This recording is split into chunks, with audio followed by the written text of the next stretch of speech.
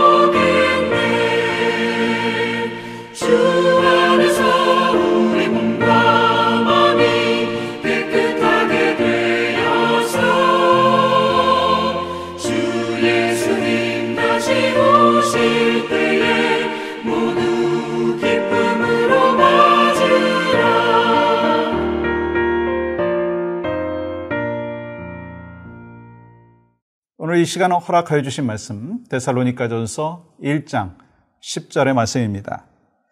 또 죽은 자들 가운데서 다시 살리신 그의 아들이 하늘로부터 강림하실 것을 너희가 어떻게 기다리는지를 말하니 이는 장래의 노하심에서 우리를 건지시는 예수시니라. 아멘. 하나님께서 지금의 역사가 끝나면 새하늘과 새 땅에서 당신의 백성들과 함께 새로운 역사를 열어가실 것이다. 그렇게 말씀해 주셨죠. 그런데 이 새 역사가 있기 전에 두 역사가 있음을 우리에게 말씀하여 주셨습니다. 그 첫 번째 역사가 뭡니까? 오시는 예수님을 향해서 흐르고 있는 구약의 역사입니다. 우리가 구약 성경을 읽다가 보면 이제 주님 오실 것을 미리 예언하고 준비하는 메시지들이 계속해서 기록되어 있습니다. 두 번째는요, 다시 오실 예수님을 향해서 흐르고 있는 신약의 역사입니다. 그래서 예수님이 다시 오실 때 우리가 살고 있는 지금의 역사는 다 끝나는 것이고 새하늘과 새 땅이 열리는 새로운 역사가 시작되는 것입니다. 그때 우리는 주님과 함께 왕노릇하게 될 것이다.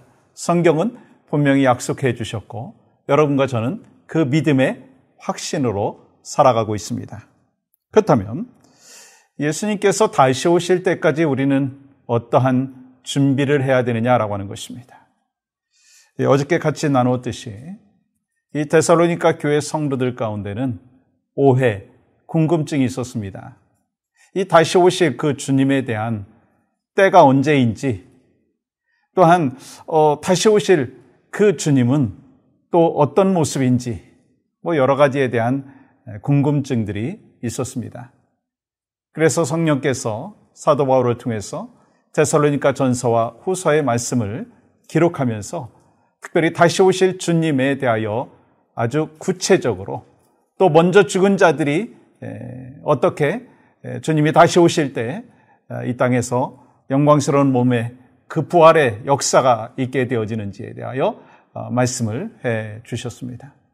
다시 한번 오늘 10절 말씀 읽어볼까요? 또 죽은 자들 가운데서 다시 살리신 그의 아들이 하늘로부터 강림하실 것을 너희가 어떻게 기다리는지를 말하니 이는 장래의 노하심에서 우리를 건지시는 예수시니라. 그러니까 예수 그리스도에 관한 다시 오실 주님에 관한 구체적인 그 메시지를 데살로니가 교회 성도들에게 사도 바울을 통해서 하나님께서 말씀해 주셨습니다. 왜 그렇게 말씀해 주셨죠? 바로 어저께 나누었듯이 이 데살로니가 교회 성도들은 이단들의 유혹으로 인하여 그 영향력이 데살로니가 교회 성도들에게까지 미쳤다는 거예요. 그래서 사도 바울을 통해서 먼저 죽은 자들, 그들은 주님이 다시 오실 때 어떠한 모습으로 또한 있게 되는지에 대하여 어저께 말씀을 나눴고요. 또 한 가지는 그때가 언제인지에 대하여서 성경은 우리에게 말씀해 주셨습니다. 주님이 언제 다시 오실 것인지 거기에 대해서 기다리고 소망하고 있었던 데살로니가 교회 성도들을 향하여 바로 여러분과 저를 향하여서 오늘 또 말씀하여 주셨다라고 하는 것입니다. 성경에 보면 곧이라고 했습니다. 곧 오신다고. 근데 데살로니가 교회 성도들이 생각을 해보고 지금 상황을 보니까 그러면 곧이 언제인가? 내가 살아있을 때인가? 아니면 우리의 자녀들이 살아있을, 나는 죽고 자녀들이 있을 그때인가라고 하는 그 궁금증이 생기게 되었습니다. 그래서 그들은 더욱 혼란에 빠졌다라고 하는 것입니다. 그런 그들에게 성령께서 사도 바울을 통해서 이렇게 말씀을 해주시죠. 데살로니가전서 5장 1절부터 3절까지 말씀 보겠습니다. 형제들아, 때와 시기에 관하여는 너희에게 쓸 것이 없음은 주의 날이 밤에 도둑같이 이를 줄을 너희 자신이 자세히 알기 때문이라. 그들이 평안하다 안전하다 할 그때에 임신한 여자에게 해산의 고통이 이름과 같이 멸망이 갑자기 그들에게 이르리니 결코 피하지 못하리라. 예수님께서 다시 오실 때와 그 시기에 관하여는 더 이상 할 말이 없고 우리가 알 바도 아니다라고 말씀하고 있어요. 아니, 그것은 우리의 권한이 아니다라고 말씀하고 있는 것입니다.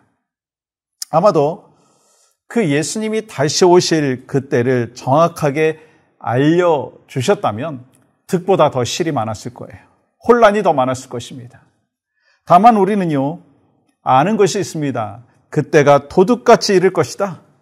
사도 바울이 가르쳐 주신 대로 그때는 임신한 여자에게 해산의 고통이 갑자기 이르는 것과 같이 그때도 갑자기 이를 것이다. 또 믿지 않는 자들이 평안하다, 안전하다라고 하면서 안심하고 있을 때 주님께서 후련히 나타나 그들을 심판의 자리로 이끌 것이다. 그러므로 우리에게 주시는 메시지는 뭐예요? 그 때와 시기는 알지 못하고 전적으로 하나님의 주권 속에 있다는 것이고 우리는 그날을 기다리며 준비해야 된다는 거예요. 데살로니가전서 5장 4절과 6절은 또한 이렇게 말씀하시죠. 형제들아, 너희는 어둠에 있지 아니하매 그날이 도둑같이 너희에게 임하지 못하리니 너희는 다 빛의 아들이요 낮의 아들이라. 우리가 밤이나 어둠에 속하지 아니하나니 그러므로 우리는 다른 이들과 같이 자지 말고 오직 깨어 정신을 차릴지라. 이 말씀하신 대로 예수님 믿는 우리는요, 빛의 아들이요 낮의 아들이다. 밤에 속하지 않았다. 낮에 속했다라고 말씀하고 있어요. 그때가 도둑같이 임할 줄을 아는 하나님의 사람이 되었다라고 하는 것입니다. 그러니까 이 중요한 포인트는요, 언젠가는 다시 주님이 오실 거예요. 근데 그 날과 시기는 모른다는 거예요. 정확한 날은 모른다는 거예요. 근데 우리의 마음 가운데 어떤 마음이 있어야 돼요? 곧 그날이 임박했다라고 하는 거예요. 아니, 우리가 코비드-19을 지나가면서 그때가 바로 이때가 아닌가라고 생각할 정도로 지금 그 사인들이 계속해서 있는 것을 볼 수가 있습니다. 그러니까 우리 마음은 뭐예요? 그날이 바로 곧이다. 그렇기 때문에 우리는 항상 다시 오실 주님을 기다리는 믿음의 백성이 되어야 될 줄 믿습니다. 그러면 어떻게 다시 오실 주님을 기다리는 것인가? 그 부분에 대해서는요, 다음 주 화요일 날 함께 또 그 말씀을 통해서 나누도록 하겠습니다. 오늘 함께 중보기도 하는 시간 갖는데요. 코비드-19이 다시 확산되고 있는 현실 속에서 하나님 하루속히 안정될 수 있도록 은혜를 베풀어 주시옵소서. 어려운 시기 속에서도 하나님의 일하심을 날마다 경험하게 하여 주시옵소서.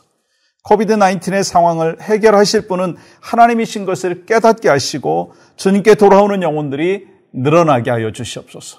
그 기도가 바로 여러분과 저의 기도가 되기를 주님의 이름으로 간절히 축복합니다. 함께 기도하겠습니다. 하나님, 오늘도 사망 권세 이기시고 부활하신 주님, 다시 오실 주님, 그날이 언제인지 우리가 알 수 없지만 도적같이 올 것이다라고 하는 것을 분명히 말씀해 주셨고, 세상은 평안하다, 안전하다라고 이야기하지만 갑작스럽게 주님이 오실 것을 분명히 말씀해 주셨기에 우리는 깨어있게 하시고 준비하는 하나님의 사람으로 살아갈 수 있도록 은혜를 베풀어 주시옵소서. 예수님의 이름으로 기도하옵나이다. 아멘.